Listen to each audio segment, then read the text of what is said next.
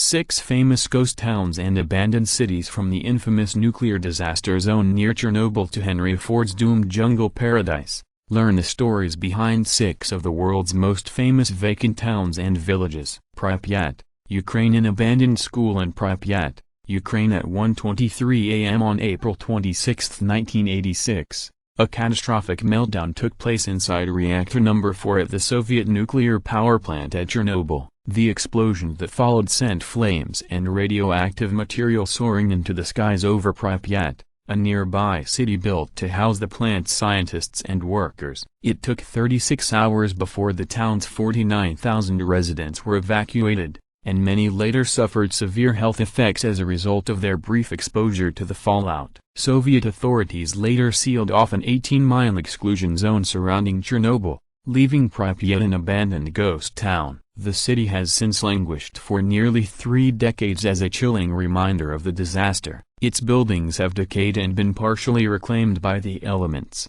and wild animals roam through what were once bustling apartments, sports complexes and an amusement park. In the town post office, hundreds of letters from 1986 still sit waiting to be mailed. While radiation levels in Pripyat have dropped enough in recent years to allow urban explorers and former residents to make brief visits, scientists estimate that it could take several centuries before the town is once again safe for habitation. Oradour-sur-Glane, France. On the afternoon of June 10, 1944, the village of Oradour-sur-Glane was the scene of one of the worst massacres of French civilians during World War II. In what is believed to have been an act of revenge for the town's supposed support of the French resistance, a Nazi Waffen-SS detachment rounded up and murdered 642 of its residents and burned most of their houses to the ground. The men were taken to barns and machine-gunned, and the women and children were locked in a church and killed with explosives and incendiary grenades. Only a handful of people managed to survive by playing dead and later fleeing to the forest. A new Oradour-sur-Glane was built nearby after the war ended, but French President Charles de Gaulle ordered that the burned-out ruins of the old town be left untouched as a monument to the victims. The facades of dozens of brick buildings and charred storefronts still remain, as well as graveyards of rusted cars and bicycles, scattered sewing machines and unused tram tracks. The site is also home to a museum, which holds a collection of relics and mementos recovered from the rubble. Hashima Island, Japan. Credit, Sankey. Today, Hashima Island is a vacant labyrinth of crumbling concrete, sea walls and deserted buildings, yet it was once among the most densely populated places on the planet. The small island off the coast of Nagasaki was first settled in 1887 as a coal mining colony. It was later purchased by Mitsubishi, which built some of the world's first multi-story, reinforced concrete buildings to house its bursting population. Hashima remained a hive of activity for the next several decades, especially during World War II, when the Japanese forced thousands of Korean laborers and Chinese POWs to toil in its mines. By the 1950s, the 16-acre rock was packed to the gills with more than 5,200 residents. Most workers found the cramped conditions unlivable, and the city was promptly abandoned after the mine closed in 1974. 40 years of neglect have left Hashima a dilapidated ruin of collapsed staircases and condemned apartments. Many of its high-rises are still filled with old televisions and other relics from the mid-20th century, and its once teeming swimming pools, barbershop and school classrooms now sit in shambles. The island was officially opened to tourists in 2009, and it has since served as the inspiration for the villain's hideout in the 2012 James Bond film Skyfall. Varosha, Cyprus. Credit, Tarek as AFP. In the early 1970s, the immaculate beaches of Varosha, Cyprus served as one of the most popular millionaires' playgrounds in the Mediterranean.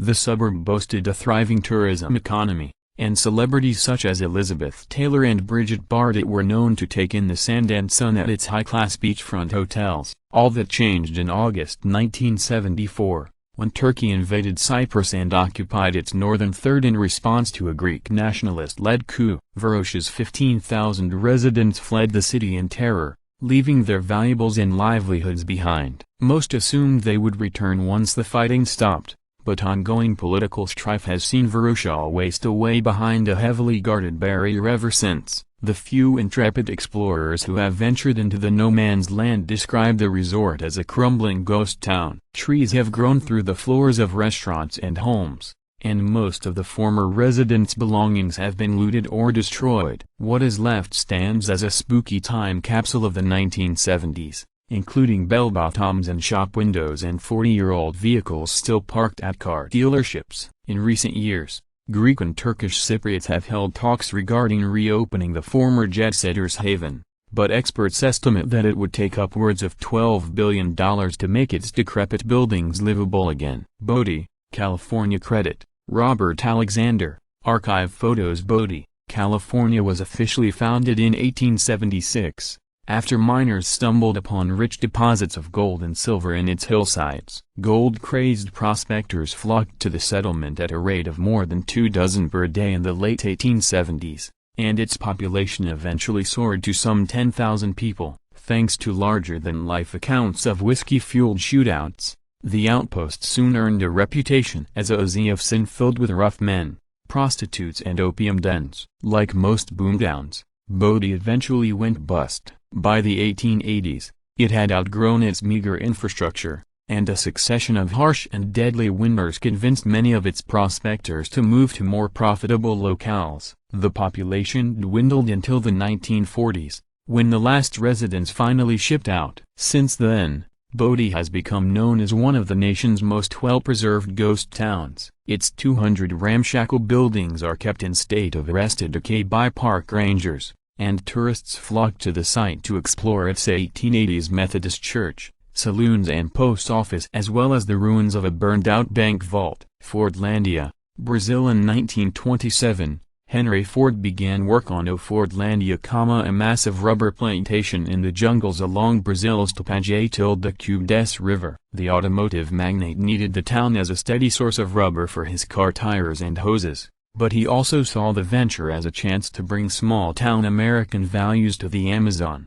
Having already left his mark on cities like Dearborn, Michigan, he designed a company town complete with swimming pools, a golf course, suburban-style bungalows and weekly square dancing sessions. Unfortunately for Ford, his experiment was doomed almost from the start. Fordlandia's rubber trees fell victim to leaf fungus, and its employees chafed under the town's strict regulations, which included a ban on alcohol. Clashes between Brazilian laborers and American managers soon became a common occurrence. During one riot over cafeteria rules, Fordlandia's employees destroyed most of their mess hall with machetes and pushed the town's trucks into the river. Henry Ford eventually sank $20 million into his would-be workers' paradise, but the town failed to produce any latex for his automobiles. Having never visited the city himself, he finally sold it to the Brazilian government in 1945 for pennies on the dollar. The wilderness has reclaimed large portions of Fordlandia's campus in the years since,